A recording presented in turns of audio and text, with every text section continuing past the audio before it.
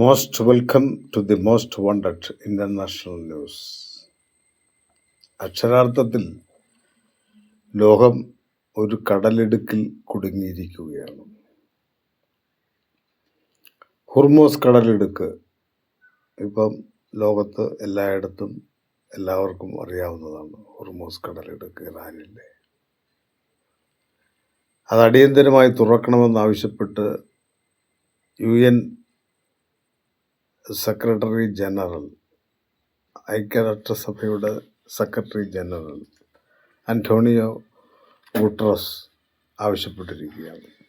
കാരണം അത്രയ്ക്ക് ലോകത്ത് ആഗോള സമ്പദ് വ്യവസ്ഥയിൽ പ്രതിസന്ധി സൃഷ്ടിച്ചിരിക്കുകയാണ് ഈ ഹോർമോസ് കടലിടുക്കിനെ സംബന്ധിക്കുന്ന വിഷയവുമായി ബന്ധപ്പെട്ട അമേരിക്കൻ ഇറാൻ യുദ്ധം.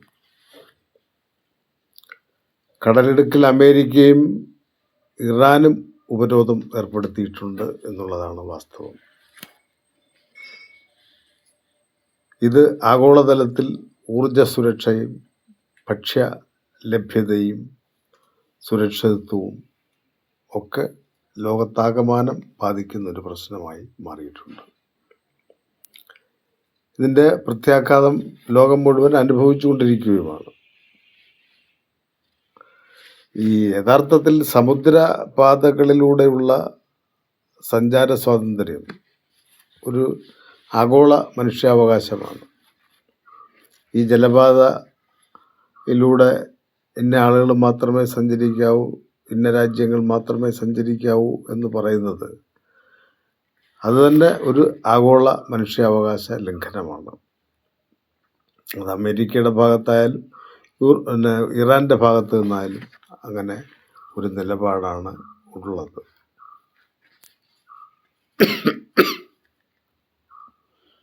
അതേസമയം ഹോർമുസ് കടലിടുക്ക് ഒരു അന്താരാഷ്ട്ര പാതയാണെന്നും അതിന്മേൽ അധികാരം സ്ഥാപിക്കാനുള്ള ഇറാൻ്റെ ശ്രമം അംഗീകരിക്കാനാവില്ലെന്നും US വിദേശകാര്യമന്ത്രി അഥവാ സ്റ്റേറ്റ് സെക്രട്ടറി മാർക്കോ റൂബിയോ പറഞ്ഞിരിക്കുകയാണ്. ഈ കടലിടുക്കിലൂടെ കടന്നു പോകുന്ന കപ്പലുകൾക്ക് ചുങ്കം ഏർപ്പെടുത്താനോ ഏതെങ്കിലും തരത്തിലുള്ള പണം ഈടാക്കാനോ ഇറാന് അധികാരമില്ലെന്നും അമേരിക്ക വ്യക്തമാക്കിയിരിക്കുകയാണ്. എന്നാൽ ഇറാൻ തുറമുഖങ്ങളെ ലക്ഷ്യമാക്കിക്കൊണ്ട് സഞ്ചരിക്കുന്ന കപ്പലുകളെ അമേരിക്കൻ നാവികസേന ഇതിനോടകം പിടിച്ചെടുത്തിട്ടുണ്ട്. ഇത് ഒരു തരത്തിലും അംഗീകരിക്കില്ലെന്നും കടൽ കൊള്ളയും സായുധ കവർച്ചയുമാണ് അമേരിക്ക നടത്തുന്നതെന്ന് ഇറാൻ ഇതിനെ കുറ്റപ്പെടുത്തിയിട്ടുണ്ട്.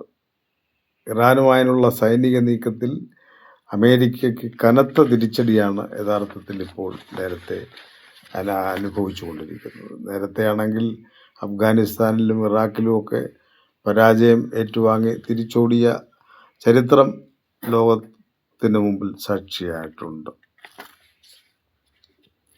ഇറാനുമായുള്ള സൈനിക നീക്കത്തിലും അമേരിക്ക കനത്ത തിരിച്ചടിയാണ് ഇപ്പോൾ നേരിട്ടുകൊണ്ടിരിക്കുന്നത്. അന്താരാഷ്ട്ര സമൂഹങ്ങൾക്ക് മുന്നിൽ അമേരിക്കയെ അപമാനിക്കപ്പെട്ടതായും ജർമ്മൻ ചാൻസലർ ഫ്രെഡറിക് മെർസ് ഇതിനോടകം വ്യക്തമാക്കി കഴിഞ്ഞു. സംഘർഷത്തിൽ നിന്ന് തലയൂരാൻ അമേരിക്കയ്ക്ക് മുന്നിൽ വ്യക്തമായ വഴികളൊന്നുമില്ലാതെ നട്ടം തിരിയുകയാണെന്നാണ് അദ്ദേഹം വിശേഷിപ്പിച്ചത്. അഫ്ഗാനിസ്ഥാനിലെയും ഇറാഖിലെയും അമേരിക്ക നേരിട്ട പരാജയത്തേക്കാൾ ആഴത്തിലുള്ള വ്യാപകമായ പ്രതിസന്ധിയാണ് അമേരിക്ക നേരിടുന്നതെന്നും പറഞ്ഞിട്ടുണ്ട്. ഫ്രെഡറിക് മെർസ് പറഞ്ഞിട്ടുണ്ട്. കിണറ്റിൽ ചടുന്നത് എളുപ്പമാണ്, പക്ഷേ അവിടുന്ന് കരകയറുന്നതാണ് വളരെ പ്രയാസകരമായ. അതുപോലെയാണ് യുദ്ധത്തിലേക്ക് പ്രവേശിക്കുന്നത് എളുപ്പമാണ്. രണ്ട് രാജ്യങ്ങൾ തമ്മിൽ വൈരാഗ്യമുണ്ടായാൽ, ഈഗോ ഉണ്ടായാൽ മാത്രം യുദ്ധത്തിലേക്ക് ചാടിപ്പുറപ്പെടാം. പക്ഷേ അത് അവസാനിപ്പിക്കുന്ന കാര്യത്തിലാണ്, അതിന് പരിഹാരമുണ്ടാക്കുന്ന കാര്യത്തിലാണ് പ്രയാസങ്ങളും കടമ്പകളും പിന്നീട് വരുന്നത്. എന്തായാലും ഇസ്ലാമിക് റവല്യൂഷണറി ഗാർഡ്സ് കോർപ്സ് എന്ന് പറയുന്ന IRGC ഇറാനിൻ്റെ പ്രതിരോധ സേന ഒരു വൻ ശക്തിയെ ഇപ്പോൾ വെല്ലുവിളിച്ചിരിക്കുകയാണ്. അമേരിക്കയെ മുട്ടുകുത്തിച്ചിരിക്കുന്നു, അല്ലെങ്കിൽ മുട്ടിലിഴയ്ക്കുന്നു എന്ന് പറഞ്ഞാലും തർക്കമില്ല. എങ്ങനെങ്കിലും തടിയൂരാൻ മാർഗം നോക്കി നടക്കുകയാണ് അമേരിക്ക. ഇസ്ലാമാബാദിലെ മധ്യസ്ഥ ചർച്ച പരാജയപ്പെട്ടതിനെ തുടർന്ന് പേർഷ്യൻ ഗൾഫിലെ US സൈനിക താവളങ്ങൾക്കും ഉപകരണങ്ങൾക്കും നേരെ വ്യാപകമായ ആക്രമണമാണ് ഇറാൻ അഴിച്ചുവിട്ടിരിക്കുന്നത്. ഇതിൽ വൻ നാശനഷ്ടങ്ങൾ അമേരിക്കയ്ക്കുണ്ടായിട്ടുണ്ട്. അറ്റകുറ്റപ്പണികൾക്ക് കോടിക്കണക്കിന് ഡോളർ ചെലവ് വരുമെന്ന് അമേരിക്കൻ ഉദ്യോഗസ്ഥരെ ഉദ്ധരിച്ചുകൊണ്ട് NBC national broadcasting company news report ചെയ്തിരിക്കുകയാണ്. അമേരിക്കയുടെ ശക്തമായ പ്രതിരോധ സംവിധാനങ്ങളെ മറികടന്ന് ഒരു പഴയ പഴംചടാക്കെന്നൊക്കെ നമ്മുടെ നാടൻ ഭാഷയിൽ പറയുന്ന ഒരു ഇറാനിയൻ F-5 ഇനത്തിൽപ്പെട്ട വിമാനം ആണ് ഈ കടന്നുകയറ്റം നടത്തി അമേരിക്കൻ താവളങ്ങളെ ആക്രമിച്ചിട്ടുള്ളത്. ഇറാൻ യുദ്ധത്തിന് വേണ്ടി US കോൺഗ്രസിൽ നിന്ന് $200 ബില്യൺ പെൻറ്റഗൺ ആവശ്യപ്പെട്ടിരിക്കുകയാണ്. അമേരിക്കയുടെ യുദ്ധ കേന്ദ്രമാണ് പെൻറ്റഗൺ എന്ന് എല്ലാവർക്കും അറിയാമല്ലോ. അമേരിക്കൻ ഉപരോധം തുടരുകയാണെങ്കിൽ പ്രത്യാഘാതം ഗുരുതരമായിരിക്കുമെന്ന് IRGC Islamic revolutionary guard corps മുന്നറിയിപ്പ് നൽകിയിരിക്കുകയാണ്. രാജ്യത്തിൻ്റെ പരമാധികാരവും താൽപ്പര്യങ്ങളും സംരക്ഷിക്കാൻ മുമ്പന്നത്തെക്കാളും തങ്ങൾ സജ്ജരാണെന്ന് സൈനിക വൃത്തങ്ങൾ കടുപ്പിച്ചു പറഞ്ഞിരിക്കുകയാണ്. ഇത് തസ്നീം എന്ന ഇറാനിയൻ വാർത്താ ഏജൻസിയാണ് റിപ്പോർട്ട് ചെയ്തത്. ഇക്കഴിഞ്ഞ ഏപ്രിൽ 24 ഹെർബി എന്ന ക്രൂഡ് ഓയിൽ ടാങ്കർ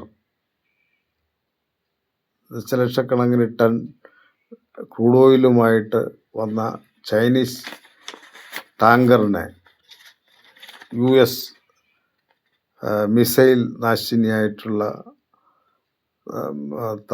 നാശിനി തടഞ്ഞതോടെയാണ് രണ്ടാം സമാധാന ചർച്ചയ്ക്ക് കരിനിഴൽ വീഴുന്നത്. അതല്ലെങ്കിൽ ആ ചർച്ച നടന്നു പോയേനെ. അമേരിക്കൻ സയനിസ്റ്റ്, അതായത് ഇസ്രായേൽ വിഭാഗം, ശത്രുക്കൾ പ്രകോപനം തുടർന്നാൽ കനത്ത പ്രത്യാഘാതം നേരിടേണ്ടി വരുമെന്ന് IRGC Islamic revolutionary guards corps ഇതിനോട് പ്രതികരിച്ചു. ഇതോടെയാണ് സമാധാനം അകലെയെന്ന് ഉള്ള സന്ദേശം ലോകത്തിന് ലഭിക്കുന്നത്. എല്ലാവരും ഉറ്റുനോക്കിയിരിക്കുന്ന രണ്ടാം വട്ട ചർച്ച നടക്കാതെ പോയത് ഈ ഹെർബി എന്ന ക്രൂഡ് ഓയിൽ ടാങ്കറിനെ അമേരിക്ക തടഞ്ഞതോടുകൂടിയാണ്. ഉപരോധവും സമാധാനവും ഒരുമിച്ച് പോകില്ല എന്ന നിലപാടിലാണ് ഇറാൻ എടുത്തിരിക്കുന്നത്.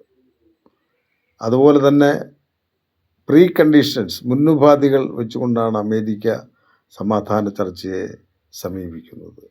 അതുകൊണ്ടാണ് ഇതിന് ശാശ്വത പരിഹാരമായി ഒരു ചർച്ച നടക്കാൻ പ്രയാസകരമായി തീർന്നിരിക്കുന്നത്. ഇത് ലോകരാജ്യങ്ങളെ ആശങ്കയിലാഴ്ത്തിയിരിക്കുകയാണ്. ലോകത്താകമാനം സാമ്പത്തിക മാന്ദ്യം നേരിടുന്നതിന് കാരണമായിട്ടുള്ള വ്യാപാര തകർച്ച, ആവശ്യമായ ഇന്ധനം ഇല്ലായ്മ, എണ്ണ ക്ഷാമം എന്നിവയെല്ലാം വളരെ രൂക്ഷമായി നേരിട്ടുകൊണ്ടിരിക്കുകയാണ്. ഇതിനിടയിലാണ് ഫ്രാൻസ്, ഇംഗ്ലണ്ട്, ഇറ്റലി എന്നിവരൊക്കെ നേരിട്ട് ഇടപെടുകയും അമേരിക്കയെ ഒഴിവാക്കിക്കൊണ്ട്, ട്രംപിനെ ഒഴിവാക്കിക്കൊണ്ടുള്ള മധ്യസ്ഥ ചർച്ചകൾക്ക് നേതൃത്വം നൽകുകയും ആദ്യം 40 രാജ്യങ്ങളടങ്ങിയ ഒരു സംഘം ശ്രമം നടത്തി, അവരുടെ ഉച്ചകോടി നടത്തി. അതിനുശേഷം 30 രാജ്യങ്ങളടങ്ങിയ ഒരു സംഘം ഉച്ചകോടി നടത്തി. ഇതിലൊന്നും യഥാർത്ഥത്തിൽ നാളിതുവരെ ശാശ്വത പരിഹാരം ഉണ്ടായിട്ടില്ലെന്നാണ് യാഥാർത്ഥ്യം. ഇനിയും ഇറാനും അമേരിക്കയും ഇങ്ങനെ മസിൽ പിടിച്ച് ഇങ്ങനെ നിന്നാൽ ലോകത്താകെ വലിയ പ്രതിസന്ധിയാണ് വരാനിരിക്കുന്നത് എന്നുള്ള ആശങ്ക പങ്കുവെച്ചുകൊണ്ട് തൽക്കാലം നിർത്തുന്നു. നന്ദി, നമസ്കാരം. Most wanted. ഇനിയും കാണാം.